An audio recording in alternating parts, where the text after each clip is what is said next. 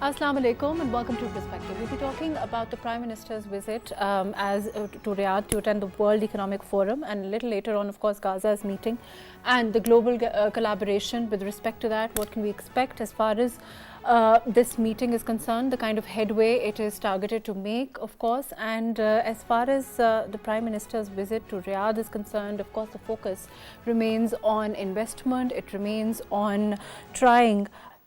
I'm going to start with you, Agha Sahab. We know that this government remains focused on economy. It remains focused on, trying to increase the inflow of trade, investment. With respect to that, how do you look at this economic forum, and also the visit itself? I think it's the third visit of the Prime Minister to Saudi Arabia. How do you look at it? Yes, within a very short span of time, yes. The Prime Minister is again in Saudi Arabia, yes, to participate in that economic forum. And the economy has always been very important for any country.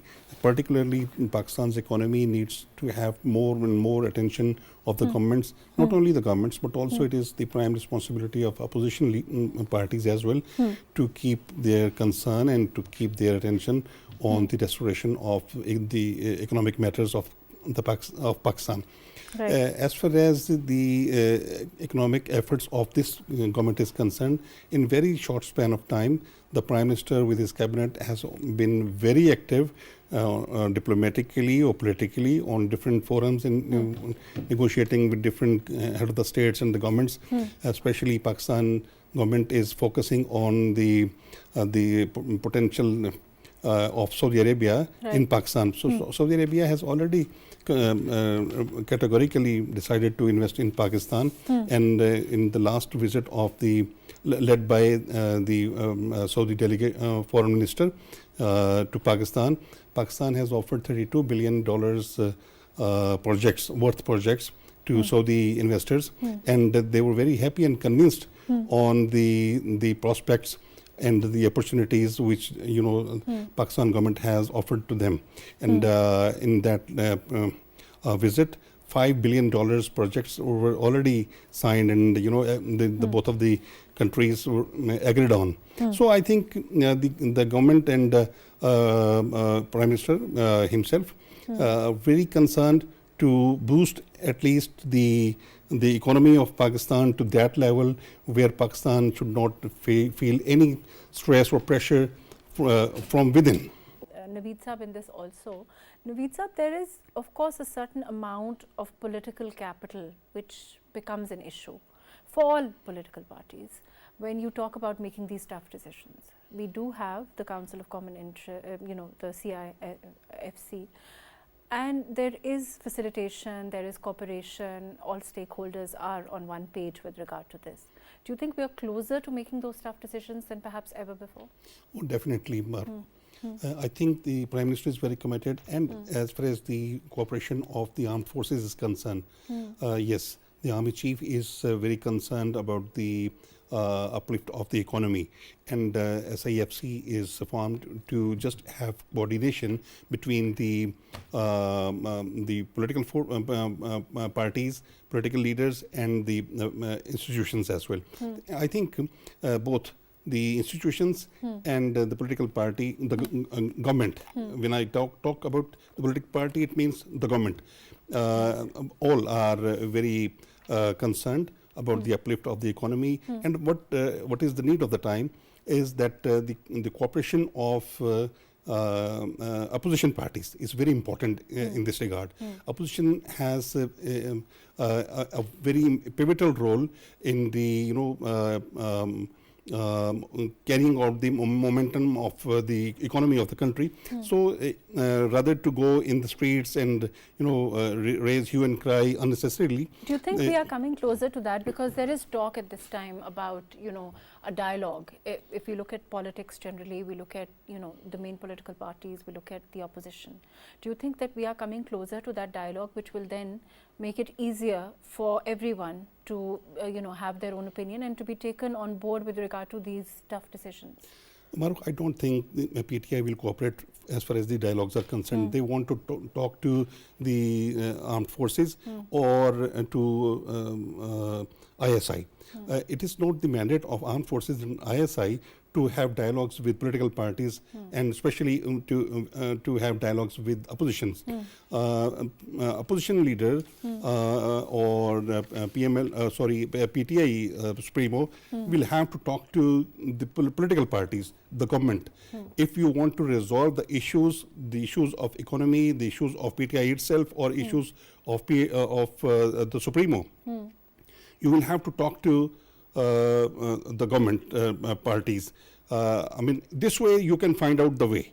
Otherwise, you cannot find out the way. Agha Saab, do you think that, would you agree with what Naveed Saab is saying, or do you think that we are closer to making those decisions at this time? Governance structures in Pakistan, this is an issue that's come up again from time to time.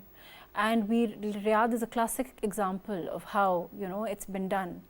Do you think that, this kind of collaboration will be maybe a quicker, a result of this economic forum? Yes, definitely, Maru. We have many other classic examples for us as well around Pakistan. China is a successful economy. Yes, Saudi is a successful economy. As far as the model is concerned, yes, Saudi model is a classic example for Pakistan. And Pakistan need to follow all those successful models wherever or in which country they are perfectly successful. So Pakistan need to also translate all these models in Pakistan and follow all those lines which are which guarantee the success of any country or success of any country's economy.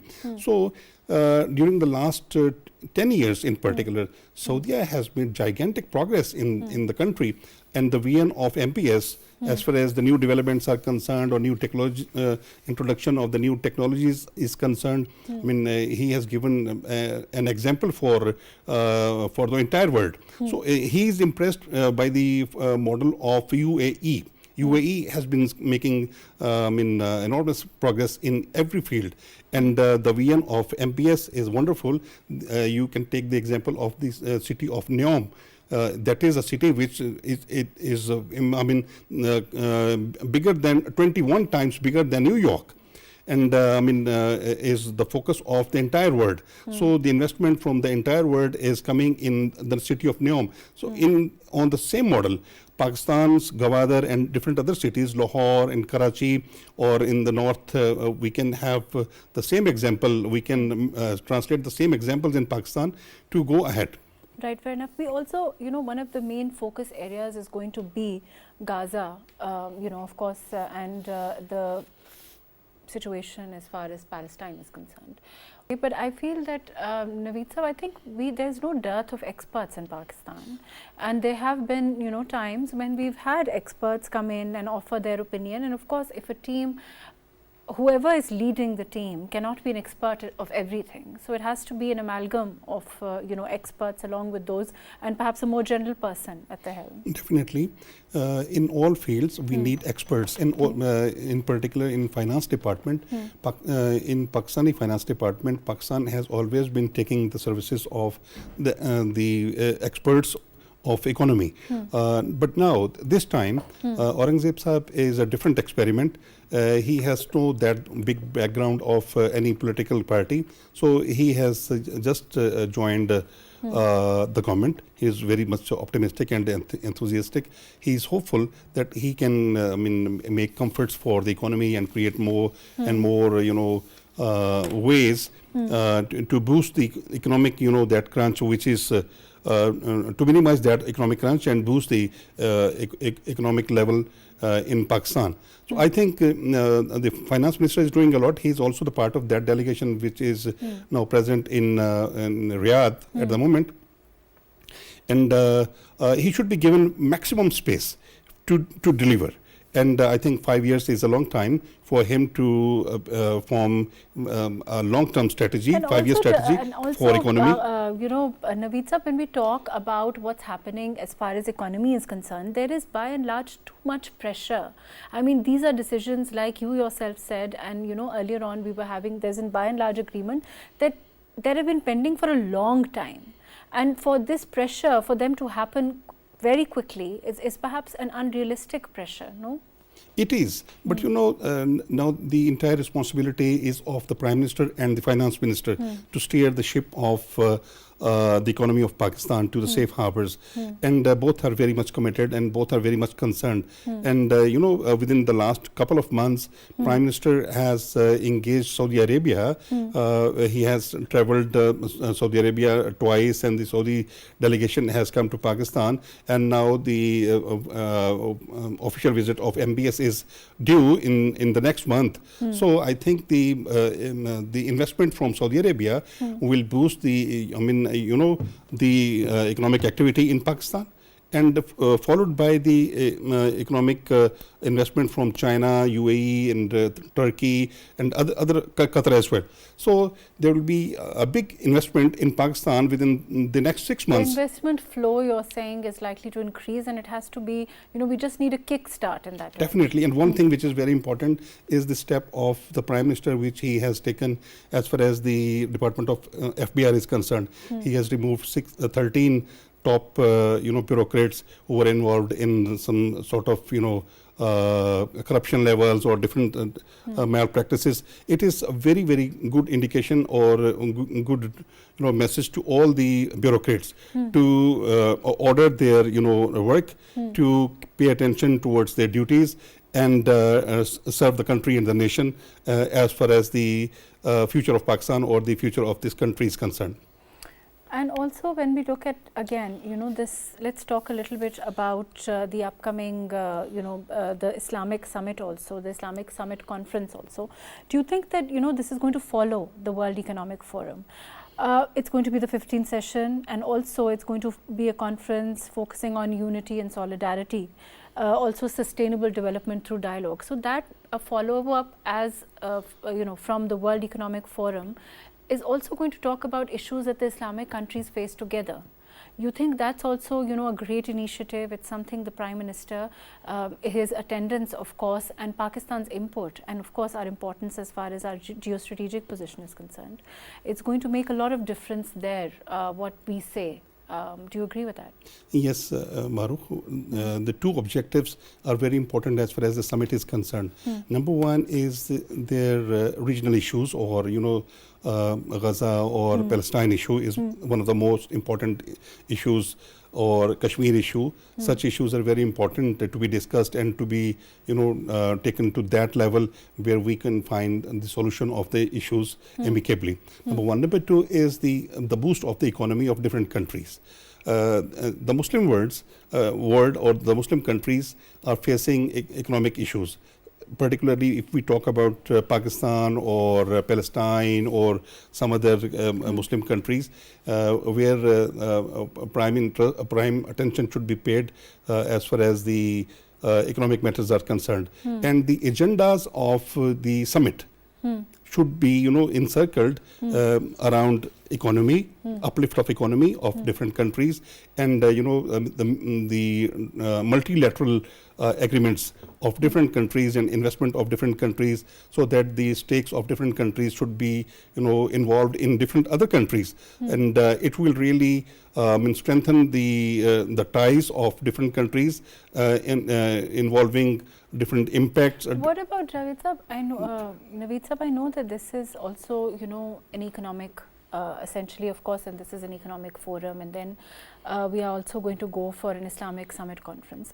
But our situation as far as a hostile neighbor is concerned, overall, our geostrategic position, it's something that I think do you think that that's, and the fact that we need maximum benefit with regard to influx of investment, influx of trade, to be able to, perhaps come to power with our other neighbors at this time. I think that also is something that is going to be of discussion at this time. Maruf, definitely. As far as when we talk about the hostile nations around Pakistan, if we want to meet that level, to combat the economic pressures, we will have to uplift our economy first of all, and on Islamic Summit Conference level, Pakistan will have to give that idea of economic uplift of Pakistan and the other countries as well. And the economy of the hostile nations around Pakistan is, getting strength. And Pakistan need not to sit idle and pull up the socks and, move ahead to boost the economic activities as far as the foreign investment is concerned. And the maximum, the Chinese investment, the Saudi investment, the UAE investment, Qatar investment, and American investment as well is very important for Pakistan. Pakistan has very strong ties with China and Middle Eastern countries. And we are not mutually exclusive in that regard. Of course, we will of course look at our own interests, and we have a good relationship with the US also. Definitely. So, we need not to focus on the tensions of the tensions with any other country. Pakistan is very much concerned to have more focus on economy now.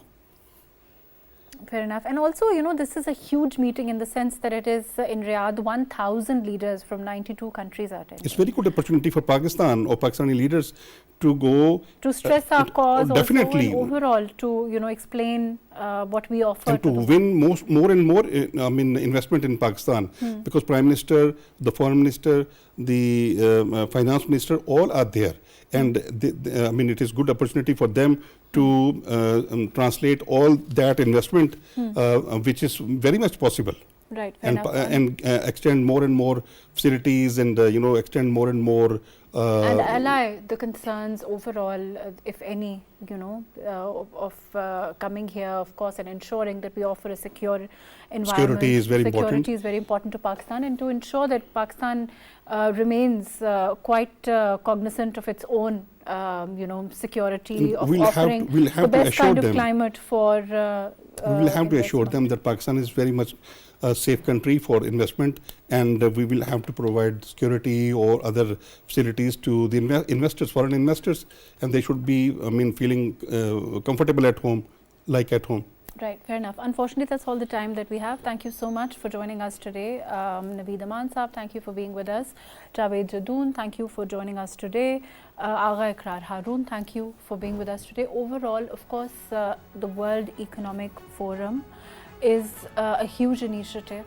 It's like I said, 1,000 leaders from 92 countries are attending, with the Prime Minister, a team at this time, a delegation at this time, which is there, and primary focus, of course, is going to be investment, trade, outlining the opportunities and what Pakistan offers to the world in terms of the kind of feasible climate it offers as far as trade is concerned, as far as economy, investment is concerned, the kind of investment that we need to at this time deal with the challenges at play, and we hope that of course we will see tangible results from this meeting, from the interaction with different leaders of the Prime Minister and his delegation.